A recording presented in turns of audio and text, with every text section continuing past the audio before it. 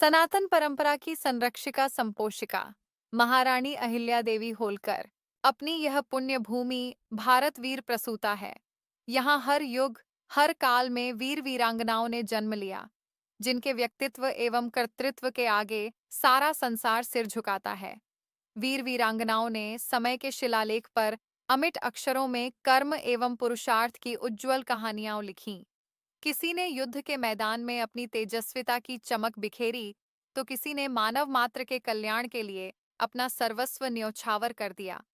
ऐसी ही एक तेजस्विनी महिमामयी नारी थीं महारानी अहिल्या देवी होलकर। उन्होंने भारतीय संस्कृति के कीर्ति ध्वज को तो दसों दिशाओं में फहराया ही, हिंदू परंपराओं एवं मान्यताओं के अनुकूल आदर्श शासन एवं राज व्यवस्था की भी स्थापना की। उनका जीवन और शासन लोक कल्याण को समर्पित था। समाज एवं राष्ट्र के लिए जब आवश्यकता पड़ी, उन्होंने खड्ग भी धारण किया, तो धर्म का कीर्ति ध्वज फहराए रखने के लिए। महारानी अहिल्या देवी होलकर का जन्म 31 मई 1725 को महाराष्ट्र के चौंडी नामक गांव में एक सामान्य किंतु प्रतिष्ठित परिवार में हुआ था। उनके पिता मानकोजी शिंदे एक संस्कारक्षम व्यक्ति थे। उन्होंने छोटी अहिल्या में बचपन से ही धार्मिक एवं राष्ट्रीय संस्कारों का भाव भरा था। उस दौर में भी पिता ने उन्हें पढ़ाने लिखाने की समुचित व्यवस्था की थी। उन दिनों छोटी आयु में भी विवाह की प्रथा प्रचलित थी। सनातन समाज सदैव वैज्ञानिक तौर तरीकों से जीवन जीता आया है। महान भारतवर्ष में तो स्वयंवर तक की प्रथा रही, जहां कन्या गुणों के आधार पर वर का वरण करती थी।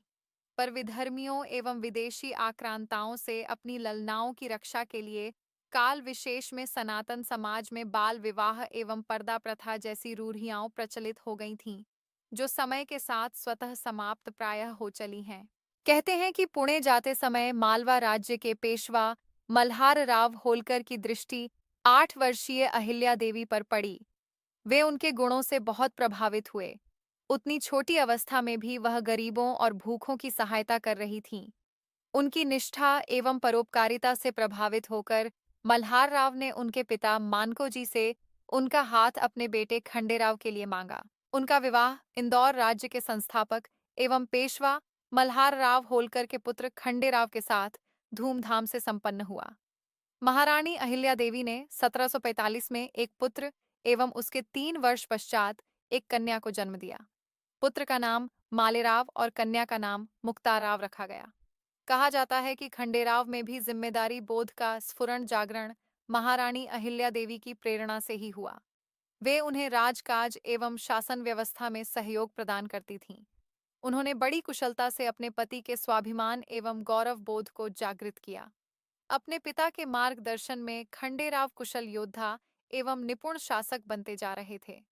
मल्हार राव होलकर अपनी पुत्रवधू अहिल्या देवी को भी राजकाज की शिक्षा देते रहते थे। अपनी पुत्रवधू की बुद्धि, कार्यकुशलता, नीति निपुणता से बहुत प्रसन्न थे, परंतु दुर्भाग्य से 1774 ई में खंडेराव का निधन हो गया। 1766 ई में मल्हार राव भी इस संसार को छोड़कर देवलोक गमन कर गए। श्वसुर के देहावसान के पश्चात अहिल्या देवी के नेतृत्व में उनके बेटे मालेराव होलकर ने शासन की बागडोर संभाली। पर उस समय अहिल्या देवी और मालवा पर विपत्ति का पहाड़ टूट पड़ा, जब 5 अप्रैल 1766 को शासन की बागडोर संभालने के कुछ ही महीनों बाद उनके जवान बेटे की मृत्यु हो गई। वे असमय ही काल का ग्रास बन गए। कोई भी स्त्री जिससे थोड़े थोड़े अंतराल पर उसके पति, श्वसुर, पुत्र का सहारा छिन जाए, उसके दुख एवं मनःस्थिति की सहज ही कल्पना की जा सकती है। परंतु रानी अहिल्या देवी ने नियति एवं परिस्थिति के आगे घुटने नहीं टेके। उन्होंने मालवा राज्य की प्रजा को अपनी संतान मानते हुए 11 दिसंबर 1767 ई को शासन की बागडोर अपने हाथों में ली।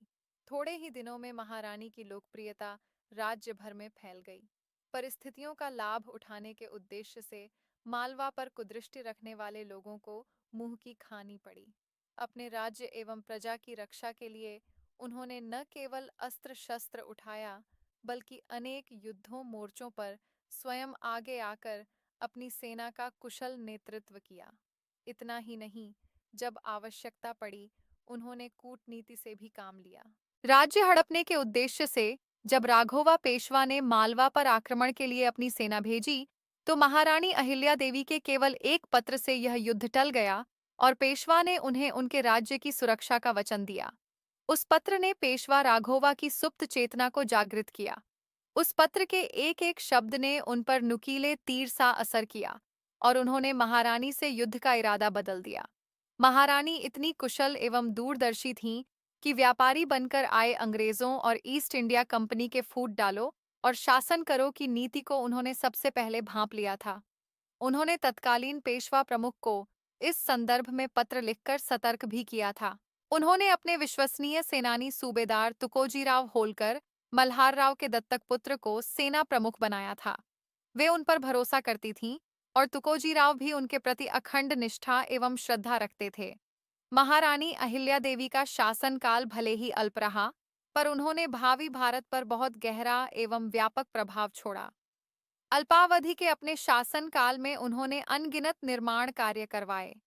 न केवल राज्य की सीमाओं के भीतर, बल्कि संपूर्ण भारतवर्ष के प्रमुख तीर्थों और स्थानों पर मंदिर बनवाए, पुराने मंदिरों का जीर्णोद्धार करवाया, कुओं, तालाबों, बावड़ियों का निर्माण करवाया, मार्ग बनवाए, सड़कों की मरम्मत करवाई, भूखों के लिए अन्न सत्र खुलवाए, प्यासों के लिए स्थान स्थान पर प्याऊ लगवाए, तीर्थ स्थलों पर धर्मशालाओं का निर्माण करवाया, शास्त्रों के अध्ययन चिंतन मनन प्रवचन हेतु मंदिरों में विद्वान आचार्यों की नियुक्ति की। आत्म प्रतिष्ठा एवं प्रवंचना का मोह त्याग कर उन्होंने सदैव न्याय करने का प्रयत्न किया। कहते हैं कि वे इतनी न्यायप्रिय थीं कि एक बार अपने इकलौते एवं दत्तक पुत्र तक को मृत्युदंड देने को उद्यत हो गई थीं। प्रजाजनों की विनती के बावजूद वह न्याय से टस से मस नहीं हुई। वे न्याय के संदर्भ में अपने समकालीन पुणे के न्यायाधीश श्री राम शास्त्री जी की परंपरा का अनुसरण करती थीं, तो राजधर्म एवं वीरता में महारानी लक्ष्मीबाई जैसी उत्तरकालीन शासिकाओं पर उनका प्रभाव देखने को मिलता है।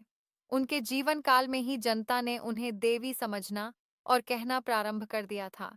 शासन और व्यवस्था के नाम पर जब देश में विधर्मियों और विदेशियों के अनाचार अत्याचार का बोलबाला था, प्रजाजन साधारण गृहस्थ, किसान मजदूर व्यापारी अत्यंत दीनहीन अवस्था में जीने को अभिशप्त थे।